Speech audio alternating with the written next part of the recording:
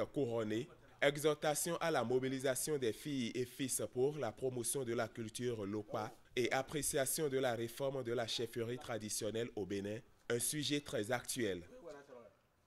Excellence, Monsieur le Président de la République, nous saluons votre engagement constant en faveur du respect et de la promotion des chefferies traditionnelles au Bénin.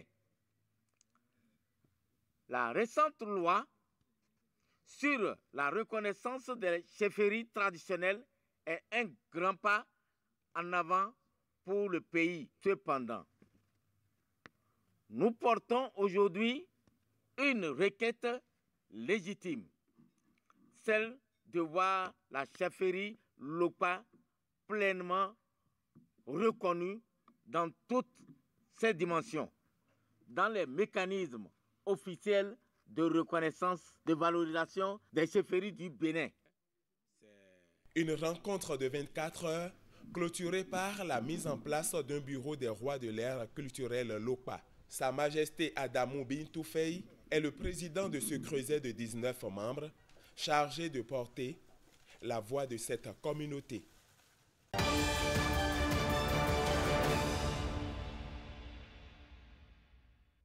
Des pelouses couvertes de gazon synthétique, des lignes bien tracées, une infrastructure qui révèle tout simplement le génie béninois. Dans la belle commune de Djougou, connue pour l'entrain des jeunes au sport, une infrastructure à nul autre pareil. Banikwara, Bembereke, Kouandé, des villes du nord du Bénin reçoivent également de belles pelouses.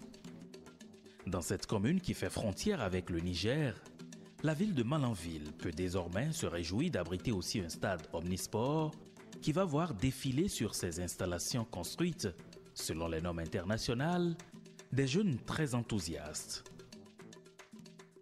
Que dire alors de Niki ou encore de la belle ville touristique de Tanguieta qui nous offre un si beau paysage couvert de collines. D'une cité historique à une autre, la belle et historique ville d'Abomey reçoit en plein cœur un joyau très apprécié.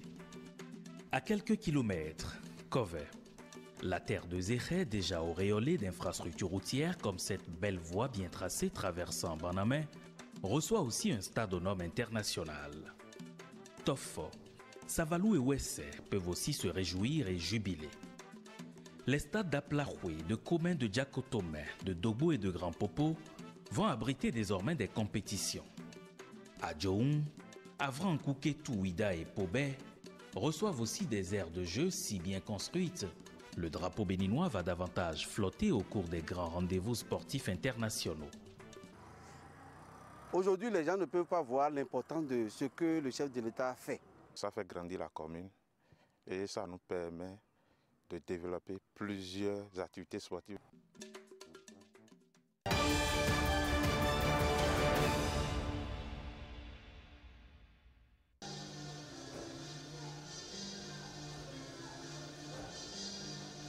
Le chiffre 3 a l'honneur ici, au 3C, entendez, Centre culturel chinois. Et c'est à Cotonou, au Bénin. Et pour cause, 3 arts scéniques en symbiose, de la musique instrumentale, de la chorégraphie fondamentale, de l'acrobatie monumentale. 3 x 2, 6 artistes béninois forment cette troupe baptisée All Circus, des équilibristes ici en osmose. 3 x 30, 90 minutes pour l'apothéose. 3 x 100, 300 spectateurs acquis à la cause. 300 x 2 mains applaudissent ce spectacle à pleine dose. 3 continents déjà visités par ce cycle au fort mental. 3 pays pour l'Afrique, pour l'Europe, la France et pour l'Asie, la Chine.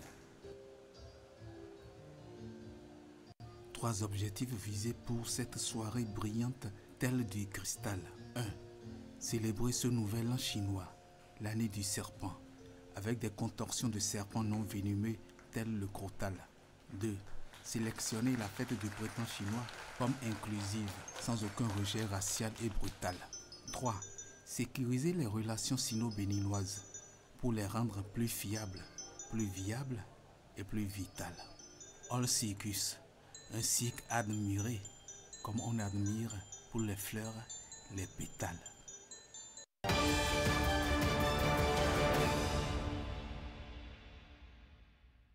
Avoir un contrôle individuel sur chaque unité intérieure via des télécommandes filaires. On vous en parlera. Une confortabilité assurée en matière de gestion de l'énergie dans les bâtiments.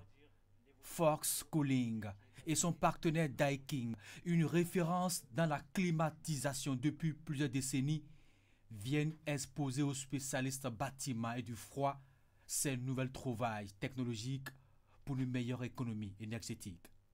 On a un système monospeed qui va être adapté à des petits projets, des petites villas, des petites maisons, des locaux techniques. Et on aura également le VRV qui sera un système avec des puissances plus importantes et également des longueurs admissibles beaucoup plus importantes et une possibilité de connecter une multitude d'unités intérieures sur ce même système. Daikin, c'est le seul fabricant à concevoir et produire tous les composants importants de l'unité. Alors, premièrement, on fabrique le compresseur, le réfrigérant et les autres pièces importantes du système. Des technologies permettant de moduler la quantité de climatisation dans chaque pièce d'un bâtiment. Plusieurs technologies avec des spécificités. Celle adaptée à l'Afrique déjà en expérimentation dans plusieurs bâtiments de haut standing au Bénin s'appellerait VRVX. Le VRVX, c'est la solution qu'on a adaptée vraiment pour le marché africain. Je vais rentrer un peu plus dans le technique pour vous développer certains points qui sont très très importants, encore une fois liés à la consommation électrique et également à la durée de vie de la machine. On est venu ici pour installer, pour un projet bien spécifique qui est la cité ministérielle qu'on a exécuté avec beaucoup de succès. Une présentation qui a suscité des interrogations dans le rang des spécialistes. Le contexte climatique oblige. Nous sommes aujourd'hui dans un monde où nous allons beaucoup plus vers des constructions vertes. Il faut protéger l'environnement et tout. Mais je voudrais quand même, en marge de l'économie énergétique que les dernières technologies sont en train de ressortir, quelle particularité également il y a au niveau de cette marque-là pour la protection de l'environnement. De nouvelles technologies pour des équipements moins énergivores dans les bâtiments. Fox Cooling et son partenaire Daikin prônent une économie énergétique dans une Afrique plus chaude.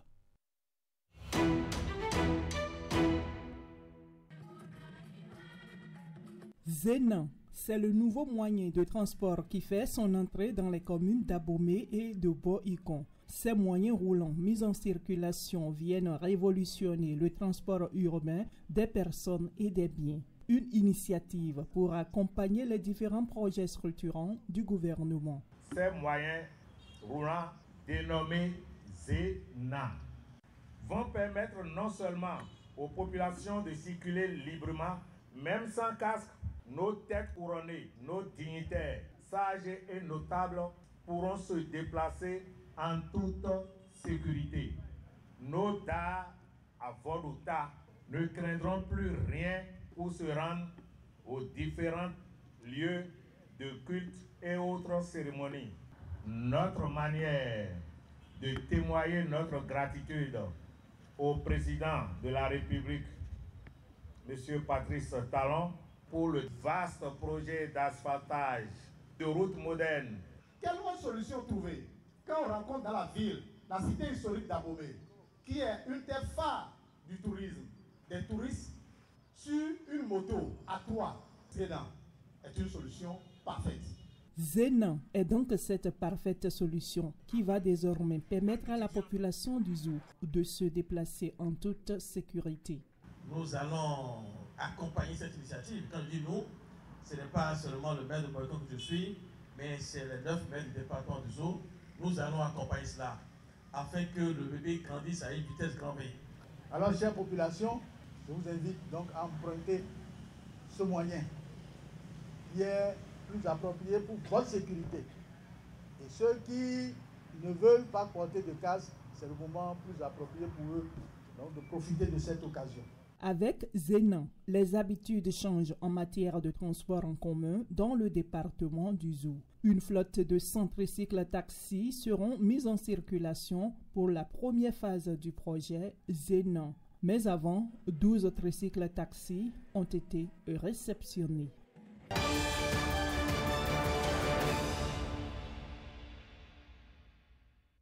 La Constitution révisée de novembre 2019, la charte des partis politiques et le statut de l'opposition autorisent-ils un maire à interdire une manifestation d'un parti politique régulièrement constitué? Bien au contraire, de façon constante, tous ces instruments juridiques consacrent la liberté d'expression et surtout garantissent le rôle des partis d'animer la vie politique. Comment un parti politique peut-il animer la vie politique si de manière systématique, ces manifestations sont interdites sans justification? Conformément à la charte des partis politiques, le Parti Les Démocrates est un parti régulièrement constitué et est aujourd'hui crédité de 28 députés qui siègent à l'Assemblée nationale. N'est-ce pas une obligation légale pour le député de rendre compte au mandant par le biais des séances de reddition de comptes? La Constitution dispose que les partis politiques concourent à l'expression du suffrage et animent la vie politique. Comment concourir à l'expression du suffrage lorsqu'on est empêché d'entrer en contact avec les populations et les militants? Pendant qu'il est interdit aux députés du Parti Les Démocrates ainsi qu'aux militants d'animer la vie politique, ils s'observent les partisans du chef de l'État à l'intérieur du pays qui, pour vanter les mérites du régime de la rupture, qui pour jeter de l'opprobre sur l'opposition, qui d'autre pour demander un troisième mandat inconstitutionnel au profit du président Patrice Talon. À ce propos, les autorités judiciaires devraient se saisir de cette violation publique de la Constitution notoirement constitutive de troubles à l'ordre public. Le Parti Les Démocrates demande au chef de l'État de rappeler à l'ordre les maires, les préfets et la police républicaine pour que cessent ces actes de violation de nos libertés fondamentales.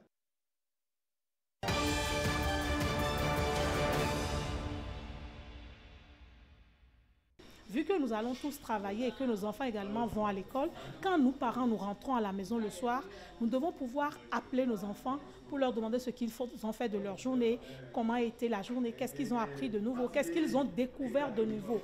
Et quand nous faisons ce préalable-là, nous avons la possibilité de savoir les ressentis de nos enfants, nous avons la possibilité de connaître ce dont ils ont besoin, de pouvoir les orienter, de pouvoir les guider. C'est souvent la sexualité qui est un sujet tabou pour nous parents d'aujourd'hui. Mais je pense que même si on ne donne que ce que l'on a reçu, nous devons pouvoir avoir nous-mêmes notre propre éducation sexuelle aujourd'hui pour pouvoir éduquer sexuellement nos enfants.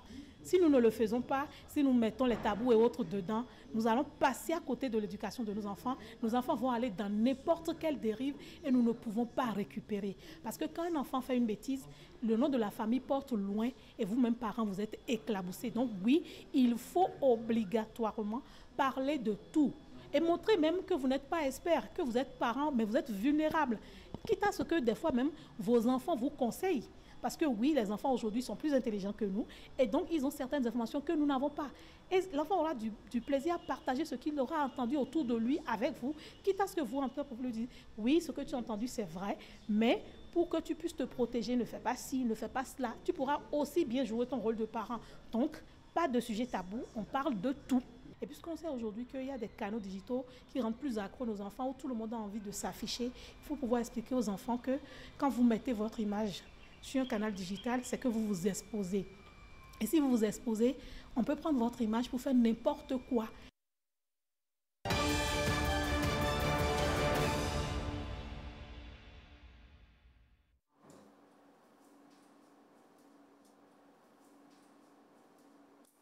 Tout est fin prêt. Le site qui abrite Wemekwe, 15e édition, c'est les Agégués. précisément Goucon. Le tissu est à 18 000 et c'est le lieu de présenter mes excuses à toute la population, à nos sympathisants et même à la diaspora qui réclame ce païen. Mais dommage, nous avons des gens qui spéculent, qui prennent le tissu à 18 000 et qui vont exposer au marché d'Antokwa pour revendre à 25 000, à 30 000, à 32 000. Et je voudrais profiter pour lancer un appel à tous les women, à tous les sympathisants, à tous ceux qui aiment vraiment women, de ne pas aller acheter les tissus à plus de 18 000. Je vous invite tous à porter les tissus de Wemehui des éditions passées pour venir à Wemehui. Ceux qui n'ont pas les tissus des éditions passées, ils peuvent se mettre en blanc et mettre le chapeau, ou nous avons encore des t-shirts et casquettes pour venir à la fête. Wemehui commence à partir du 19 février jusqu'au 23. Nous allons réfléchir sur les projets mis en place par le gouvernement pour accompagner le développement de la vallée. C'est le lieu de lancer un appel à tous ceux qui croient qu'il faut toujours passer par la BAC motorisée pour aller aux Agégué. Parce que beaucoup nous appellent en nous demandant où est-ce qu'il faut prendre la BAC motorisée. Je vous le dis, Agégué est désenclavé complètement. C'est du goudron à partir de Vacon jusque sur le site des Agégué. Et c'est le lieu de remercier le gouvernement qui nous a donné ce joyau. Donc, je vous invite tous aux Agégué avec vos voitures, vos motos. Vous n'avez pas besoin de prendre la BAC motorisée.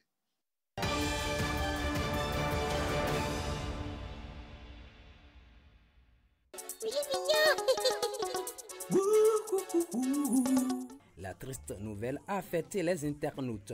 Nous n'avons pas le choix. Si c'est bon pour Dieu, c'est bon pour nous aussi, écrit un Béninois inconsolable. D'autres fans de l'artiste voient le Bénin perdre l'un des architectes de sa musique. Autorités et citoyens ordinaires honorent la mémoire de l'artiste. Dans la foulée, cette capsule de l'étoile filante refait surface. Je travaillais déjà avec Afafa. Pour FIFA, Aïron, bon, Wezivoroté. C'est moi qui ai fait ce morceau-là. Les dossiers, c'est les Kémi, vous savez, ça là on n'en parle plus. Les Pélagie, la vivreuse. Zo César, Memba Baba Notel, Adalata ou Anavangui. De janvier à février 2025, la mort a déjà fauché 3 chanteurs du Bénin. Les mélomanes s'inquiètent. On dirait que la mort a ouvert ses yeux sur les artistes béninois en ce début d'année, se lamente l'un d'entre eux. Des suggestions pleuvent pour ralentir la fureur du redoutable inconnu faucheur. On peut entre autres lire « Chers artistes, dans vos tracasseries sans sommeil suffisant, marquez une journée de pause pour écouter votre corps. Un bilan de santé au moins une fois par an. » Le départ tragique du créateur de Nundiou a aussi remis sur le tapis la question de gestion de carrière des artistes. Mourir encore. Combien de génies nous allons encore laisser mourir? D'un talent pleuré sur plusieurs réseaux sociaux à un autre célébré sur Facebook. Ce dernier se nomme Mathieu Akpo. Son histoire a marqué les internautes. Le jeune béninois est connu comme un vendeur de atassi, un mets béninois que prépare sa mère. Mathieu hisse le drapeau béninois en Europe. Il est devenu un célèbre mannequin des grandes marques espagnoles, françaises et autres maisons de prêt-à-porter de luxe et d'accessoires pour femmes et hommes. Des utilisateurs de Facebook trouvent extraordinaire son parcours. C'est un jeune prodige béninois à l'avenir prometteur, fait savoir l'artiste Zénab. Des réactions s'enchaînent. Une fierté, un exemple à suivre quand vous voulez abandonner vos rêves, clame un internaute. Des notes pour Mathieu, mais pas comme celles envoyées aux fonctionnaires internationaux de l'AES. 135 ressortissants de la Confédération des États du Sahel ont reçu un préavis officiel de fin de mission dans l'administration de la CEDEAO. Les contrats de ces citoyens de l'AES devraient prendre fin en septembre 2025.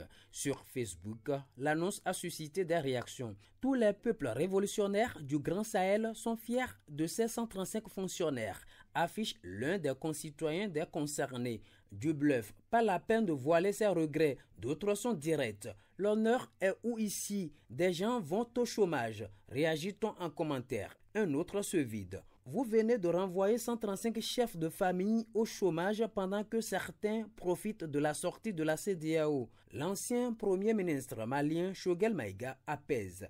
Les chefs d'État de l'AES sauront négocier cette séparation à l'amiable avec les autorités des pays frères de la CEDEAO, écrit-il.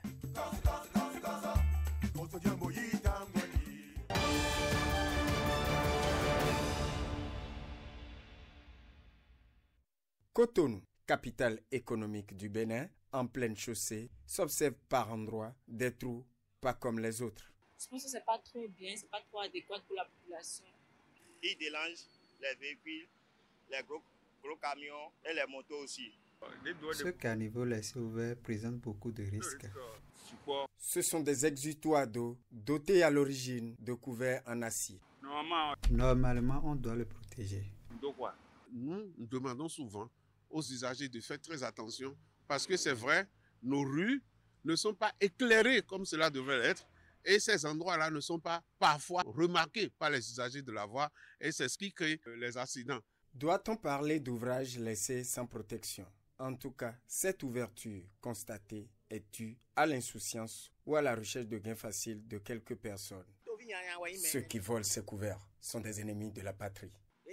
Ça, c'est de l'incivisme. Quand quelqu'un s'envoie prendre ça pour utiliser. Et quand vous faites ça, on peut vous amener à la police. Ou les responsables du quartier, lorsqu'ils remarquent qu'il y a de ces personnes-là qui volontairement enlèvent les couverts des carnivaux, eh bien, on peut les signaler. Comme le prétendent les usagers de la route, la disparition des couverts rend la circulation difficile. D'ailleurs, il serait bien de placer une caméra pour contrôler les destructeurs de la route.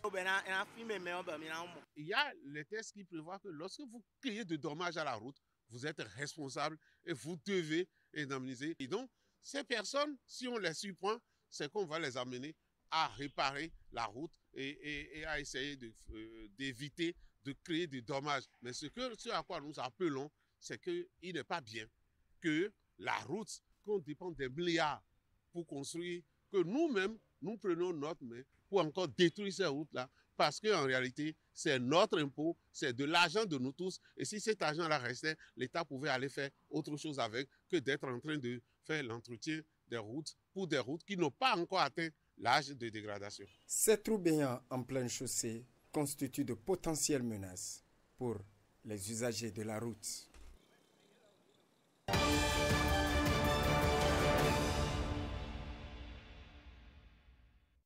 Je n'ai sans téléphone portable. Très peu de personnes pourront respecter ça. On arrive très difficilement à s'en passer. Et c'est très important aujourd'hui. Tout c'est l'Internet, les téléphones portables, les appareils numériques. Grâce à ce téléphone portable, j'arrive à communiquer avec mes parents. J'arrive à faire mes recherches. Donc, ce sera un dilemme pour moi. Ce sera vraiment un dilemme pour moi. Mais si on me l'impose, là, je n'ai pas le choix. Avec le téléphone, on suit les informations de partout dans le monde. Au quotidien, on a le fil des actualités et tout. Bon, autre que ça a aussi son côté financier que ça nous rapporte. Le côté financier que ça nous rapporte, c'est que ça nous génère aussi de l'argent si on sait l'utiliser. Mais je pense que ce n'est pas une bonne initiative selon moi. Parce que laisser l'outil, genre la technologie qui nous assiste, pourquoi que ça soit difficile? Le téléphone est devenu plus qu'un outil de communication, c'est devenu une fourniture de bureau, c'est devenu un matériel de travail bureautique et beaucoup d'autres choses. Et ça permet vraiment de faire beaucoup de choses, tellement que se passer de ça pendant toute une journée, ça peut être compliqué. Par exemple, moi, avec ce téléphone, je fais des paris sportifs. Si un jour on décide de m'arracher ce téléphone, je serai très mécontent.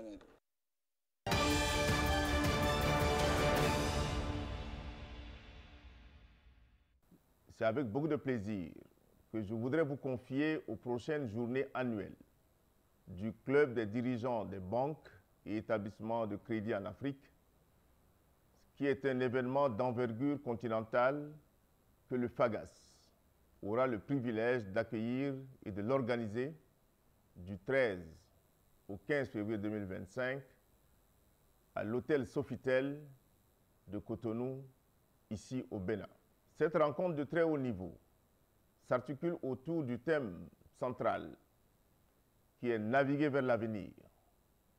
Ce thème axé sur la transformation digitale, la résilience et la durabilité des banques africaines face aux défis de la décennie 2025-2035.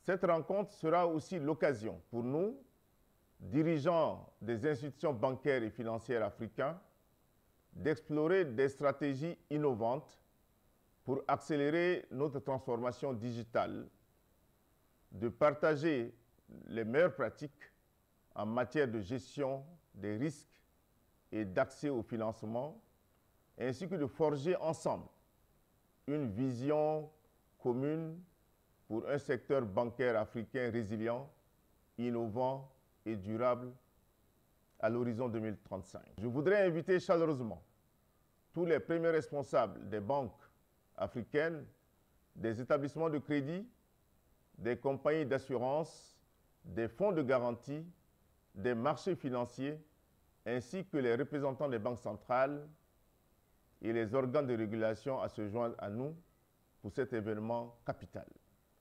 Ensemble, nous pouvons relever le défi de l'accélération du financement et du développement de l'Afrique. Rendez-vous donc à Cotonou du 13 au 15 février 2025 pour façonner l'avenir du secteur bancaire et financier africain.